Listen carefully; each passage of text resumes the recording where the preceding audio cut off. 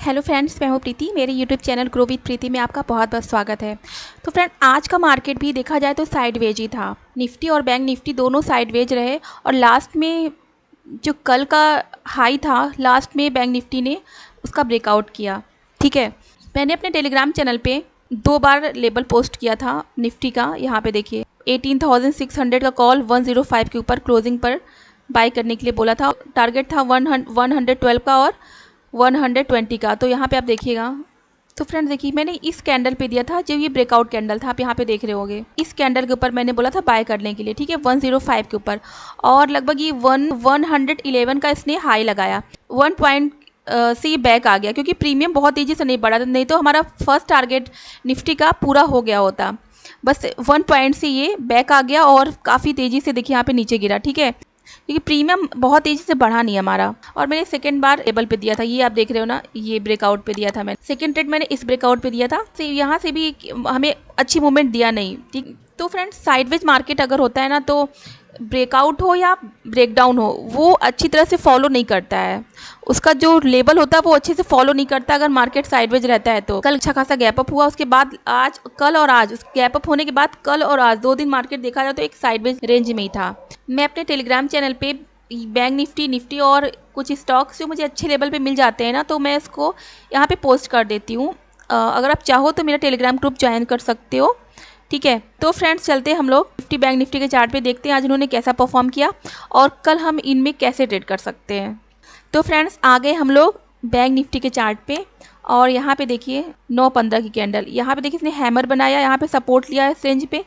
ये जो इसका लेवल था 42,220 का लेवल, यहाँ से इसने सपोर्ट लिया और फिर यहाँ से तुरंत ही ऊपर गया, हैमर बना के फिर काफ़ी अच्छा ही ऊपर गया। ठीक है, और ये आप देख रहे होंगे जो मैंने ट्रेंड लाइन ड्रॉ किया हुआ है, यहीं से इसने रेजिस्टेंस फेस किया और फिर ये काफ़ी टाइम तक आप देख रहे होंगे, लगभग 1 बजे तक ये क्या किया, इसी रेंज में था ये। फिर देखिए थोड़ा सा ऊपर गया है ना, फिर ये जो ट्रेंड लाइन है इसको ब्रेक किया, फिर से ये इस लेवल के आसपास आ गया। काफ़ी ज़्यादा मार्केट हमारा साइडवेज जोन में था। और मैंने आज भी कोई ट्रेड नहीं किया।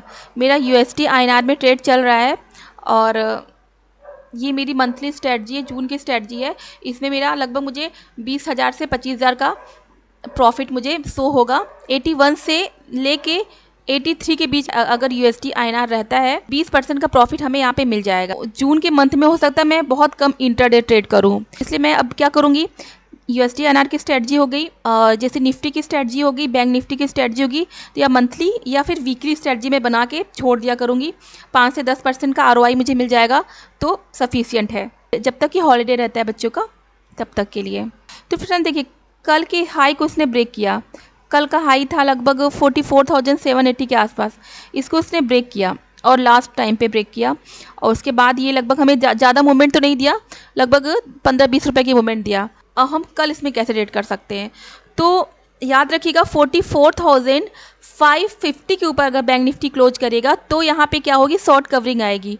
555 का लेवल, ठीक है, 555-60 का लेवल है। या इसके ऊपर अगर ये क्लोज करना स्टार्ट किया ना, तो जितने भी यहाँ पे कॉल राइटर हैं, ये सारे ट्रैप होंगे, ये सारे अपने पोजीशन यहाँ से निकालेंगे और शॉर्ट कवरिंग आएगी, फिर बैंक निफ्टी अच्छा खासा ऊपर जा सकता है। लेकिन 550 का एक जोन है, इसको इसके ऊपर सस्टेन करना काफ़ी इंपॉर्टेंट है। ठीक है, इसका लेवल मैं आपको बता देती हूँ, आप नोट कर लेना।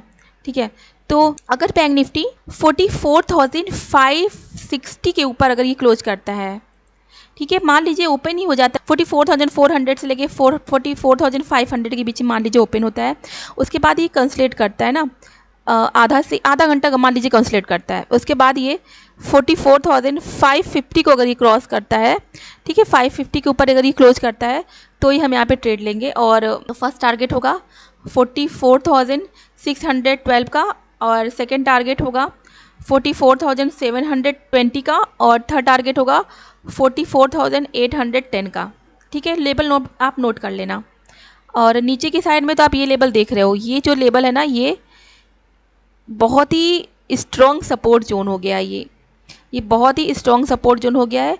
मान लीजिए अगर यहाँ पे आता है 44,250 के आसपास आता है, फिर जैसे यहाँ पे कोई बुलिश कैंडल बनाया है ना, बुलिश कैंडल बनाता है, तो यहाँ पे हम छोटा सा स्टॉप लॉस लगा के यहाँ पे हम बैंक निफ्टी को बाय भी कर सकते हैं, क्योंकि ये लेवल काफ़ी स्ट्रॉन्ग सपोर्ट का जोन है। अगर इस लेवल के नीचे क्लोज करता है, ठीक है, अगर क्लोज करता है इसके नीचे, तो ये पहला जोन इसका होगा 44,160 का लेवल है। ये एक इम्पॉर्टेंट इसका सपोर्ट है, यहाँ पे जाएगा पहले ये, फिर हो सकता है यहाँ से सपोर्ट लेके ऊपर चला जाए, या तो नहीं तो इसको अगर ब्रेक करेगा तो 44,060 के आसपास आएगा ये, ठीक है। तो फ्रेंड्स अब हम लोग निफ्टी को देख लेते हैं, निफ्टी को हम लोग कैसे रेट कर सकते हैं। तो निफ्टी देखिए कल के हाई को ब्रेक किया ये 18,641 को, और इसका हाई देखिए 20 रुपीज़ का मूवमेंट दिया, सिर्फ कल का हाई ब्रेक किया, सिर्फ 20 रुपये का मूवमेंट दिया, कोई खास मूवमेंट दिया नहीं। देखिए आप खुद ही देख रहे हो कि कैंडल आपको देख के लग रहा होगा कि मार्केट एक साइडवेज जोन में ही था, कल का जो लेवल था लगभग उसी के लेवल के आसपास ही था। तो अगर ये देखिए 18,664 के ऊपर अगर ये क्लोज करता है तो फर्स्ट टारगेट होगा 18,680 का, सेकेंड टारगेट होगा 18,698 का, और थर्ड टारगेट होगा 18,720 का, ठीक है। और फ्रेंड्स नीचे की साइड में आप देख रहे हो 18,680 का लेवल यहाँ पे आप देख रहे होंगे, इसके नीचे क्लोज करेगा ना तो ही हम ट्रेड लेंगे। और बाई चांस मान लीजिए यहाँ पे क्लोज हुआ है और फिर से नीचे यहीं पे आता है और कोई बुलिश कैंडल बनाता है ना, तो फिर हम लोग क्या करेंगे ना, इसी के जो यहाँ ये सपोर्ट है ना, इसी के नीचे का लगभग 8 से 10 पॉइंट का स्टॉप लॉस लगा के फिर यहाँ पे हम बाई कर सकते हैं, ठीक है।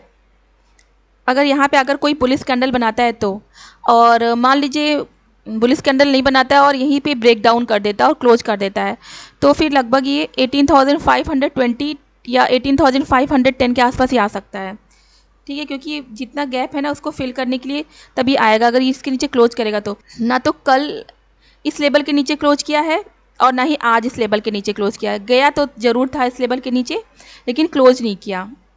और फ्रेंड्स कल मैंने 3 स्टॉक्स दिया था, उसको देख लेते हैं ज़रा। कल मैंने बंधन बैंक दिया था और 266 के ऊपर मैंने बोला था बाय करने के लिए, फर्स्ट टारगेट 268 का और सेकंड टारगेट 270 का बोला था मैंने।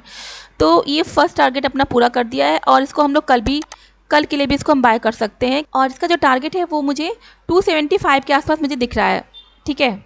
और इंडिया बुल हाउसिंग फाइनेंस तो लेवल को क्रॉस ही नहीं किया, जो लेवल था उसके ऊपर गया ही नहीं, तो यहाँ पे ट्रेड नहीं बना, और वैसे ही बेल में भी कोई ट्रेड नहीं बना। अब कल के लिए स्टॉक देख लेते हैं जो मुझे काफ़ी अच्छा लेवल पे मिला है, और पहला स्टॉक है औरो फार्मा। तो यहाँ पे देखिए पहले तो इसका अच्छे वॉल्यूम से ये इस रजिस्टेंस लेवल के आसपास आ गया, ये जो इसका आप देख रहे हो रजिस्टेंस है, 15 मई को भी इस लेवल पे आया था, फिर वहाँ से नीचे चला गया था, उसके बाद देखिए काफ़ी दिन तक ये कंसोलिडेट किया और फिर ये इस लेवल के ऊपर ये गया, ठीक है, लेकिन क्लोज इस लेवल के नीचे किया है। इसका जो लेवल है ना 655 का है, 655 के ऊपर अगर ये क्लोज करेगा तो ये हमें सबसे पहले तो अगर हम इसको हम पोजिशनल ले जाते हैं तो लगभग ये 680-90 के आसपास ही जा सकता है अगर हम इसको पोजिशनल ले जाते हैं।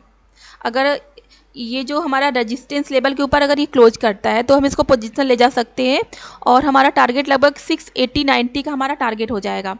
और अगर इंट्राडे में अगर ये क्लोज करता है 5 या 15 मिनट की कैंडल, तो हम एक छोटे से टारगेट के लिए 5 से 10 रुपए के टारगेट के लिए यहाँ पे ट्रेड कर सकते हैं। 655 के ऊपर क्लोज करता है तो फर्स्ट टारगेट होगा 658 का और सेकेंड टारगेट होगा 663 का, और इसमें हम 3 रुपये का स्टॉप लॉस लगाएंगे। और फ्रेंड्स हमारा दूसरा स्टॉक है आरबीएल बैंक। तो आरबीएल बैंक में देखिएगा इतनी बार ये जो ट्रेंड लाइन अब मैंने ड्रॉ किया है, इसका इसने रेजिस्टेंस लिया है और उसके बाद नीचे आ गया है, आप देख रहे होंगे इसको, ठीक है, कितनी बार इस ट्रेंड लाइन का रेजिस्टेंस लेके ये नीचे आ गया है। अगर कल ये जो हमारा ट्रेंड लाइन है इसके ऊपर अगर ये क्लोज करता है तो ये फिर से ये जो आप लेवल देख रहे हो 185 का लेवल ये यहाँ तक आ सकता है।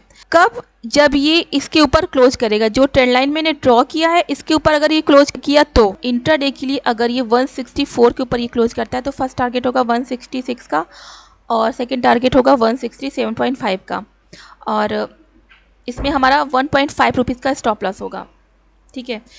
ये भी ध्यान रखिएगा कि एक बड़ी कैंडल बनी है और लगभग इसमें 10 रुपये की मूवमेंट हुई है, तो हो सकता है कल ये साइडवेज भी हो सकता है, ठीक है। तो इसलिए लेकिन आप इसको अपने वॉच लिस्ट में रख लीजिएगा, जब भी इसका ब्रेकआउट होगा ना तो आप इसको पोजिशनल ट्रेड के लिए भी ले जा सकते हैं, ठीक है। इसका टारगेट 173 और उसके बाद 180 के आसपास 180-85 के आसपास का टारगेट हो सकता है पोजिशनल वाला।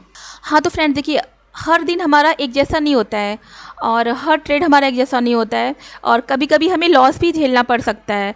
तो सबसे ज़रूरी बात क्या होती है हमारे लिए कि हम स्टॉप लॉस अपना टाइट रखें।